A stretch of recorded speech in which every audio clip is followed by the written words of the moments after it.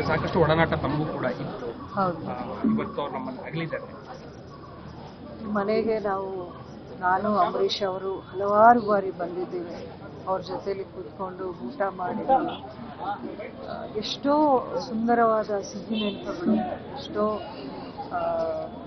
ನಮ್ಮ ಒಂದು ಒಡನಾಟದ ಎಲ್ಲ ಮೆಮರೀಸ್, ಸ್ವೀಟ್ ಮೆಮರೀಸ್ ಅಂತ ಹೇಳಬೇಕು.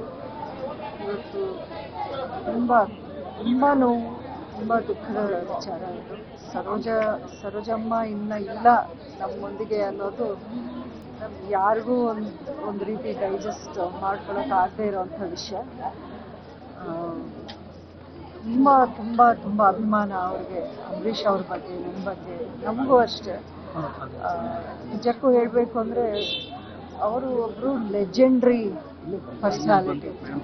ಕರ್ನಾಟಕದಿಂದ ಹೋಗಿ ತಮಿಳ್ನಾಡು, ತೆಲುಗು, ಹಿಂದಿ ಎಲ್ಲ ಲ್ಯಾಂಗ್ವೇಜಸ್ಸಲ್ಲೂ ಅವರು ಒಂದು ರೀತಿ ರೂಲ್ ಮಾಡಿದವರು. ಇಂಡಸ್ಟ್ರಿಯಲ್ಲಿ ಫಸ್ಟ್ ಲೇಡಿ ಸೂಪರ್ ಸ್ಟಾರ್ ಅಂದರೆ ಅವರೇ ಆಗಿದ್ದರು.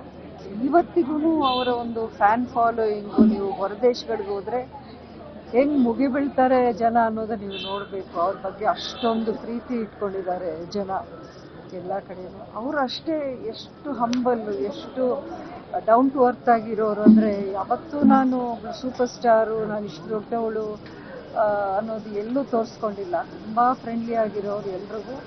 ಮುಖ್ಯವಾಗಿ ಅಂಬರೀಷ್ ಅವರು ಅಂದರೆ ನನ್ನ ತಮ್ಮ ಅಂತ ತುಂಬ ಹೆಮ್ಮೆಯಿಂದ, ತುಂಬ ಪ್ರೀತಿ ಅಭಿಮಾನದಿಂದ ಇರೋರು. ಅವರ ಒಂದು ಅಗಲಿಕೆ ನಿಜವಾಗ್ಲೂ ನಾವು ಎಂದೆಂದಿಗೂ ಅದನ್ನು ತೀರ್ಸೋಕ್ಕಾಗೋದಿಲ್ಲ. ಅವರ ಒಂದು ಮೆಮರೀಸ್ ಜೊತೆಲಿ ಮುಂದೆ ಇರಬೇಕು. ಇತ್ತೀಚೆಗೆ ಯಾವಾಗಲಾದ್ರೂ ಭೇಟಿಯಾಗಿದ್ದಾರೆ?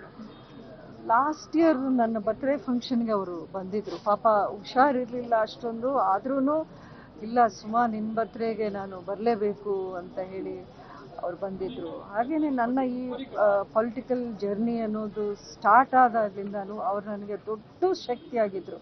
ಇದು ಬಹುಶಃ ಯಾರಿಗೂ ಗೊತ್ತಿರಲ್ಲ ಈ ವಿಚಾರ.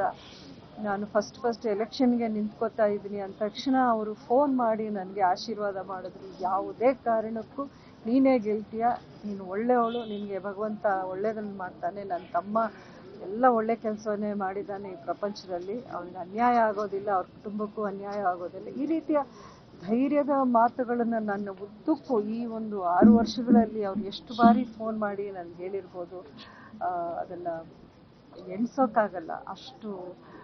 ಅಷ್ಟೊಂದು ಪ್ರೀತಿ ನನಗೆ ಅವರು ಕೊಟ್ಟಿದ್ದಾರೆ. ಒಂದು ತಾಯಿ ಸ್ಥಾನದಲ್ಲಿ ನಿಂತ್ಕೊಂಡು ನನಗೆ ಅಡ್ವೈಸ್ ಕೊಡೋರು. ನನ್ನ ಬಗ್ಗೆ ಯಾರಾದರೂ ನೆಗೆಟಿವ್ ಆಗಿ ಮಾತಾಡಿದವ್ರಿಗೆ ನನಗೆ ಫೋನ್ ಮಾಡಿ ಅವ್ರಿಗೆ ಬಾಯಿಗೆ ಬಂದಾಗ ಬೈಯೋರು. ಅಷ್ಟೊಂದು ಇದು. ಆಮೇಲೆ ಅಂಬರೀಷ್ ಅವ್ರದ್ದು ಒಡನಾಟ ಬೇರೆ ರೀತಿನೇ ಇತ್ತು. ಇವ್ರು ತುಂಬ ಕಾಲಿಳಿಯೋದು, ತುಂಬ ಅವ್ರನ್ನ ತಮಾಷೆ ಮಾಡೋದು, ರೇಗಿಸೋದು, ನನ್ನ ದತ್ತು ತಗೊಳ್ಳಿ, ಇಷ್ಟೊಂದು ಆಸ್ತಿ ನಿಮ್ಗೆ ಯಾಕೆ, ನಾನೇ ಎಲ್ಲ ನೋಡ್ಕೋತೀನಿ ನಿಮ್ಮನ್ನ, ತುಂಬ ಒಂದು ಸ್ವೀಟ್ ರಿಲೇಷನ್ಶಿಪ್ ಇತ್ತು ಅಂಬರೀಷ್ ಅವ್ರಿಗೆ. ಅವ್ರು ಅಷ್ಟು ಆಸೆ ಅಂಬರೀಷ್ ಅವರು ಅಂದರೆ. ಅವ್ರ ಕಷ್ಟ ಸುಖ ಏನೇ ಇದ್ರೂ ಫೋನ್ ಮಾಡಿ ಎಷ್ಟೊತ್ತೆಲ್ಲಾದರೂ ಅಂಬರೀಷ್ಗೆ ಫೋನ್ ಮಾಡೋರು, ಇವರು ಬಂದುಬಿಡೋರು ಅವ್ರನ್ನ ಮಾತಾಡ್ಸೋಕ್ಕೆ. ಇವತ್ತಿನ ದಿನ ಸರೋಜಮ್ಮ ಅವರು ಒಂದು ಸ್ವೀಟ್ ಮೆಮರಿಯಾಗಿ ಉಳ್ಕೊಂಡಿದ್ದಾರೆ ಅಷ್ಟೇ. Thank you.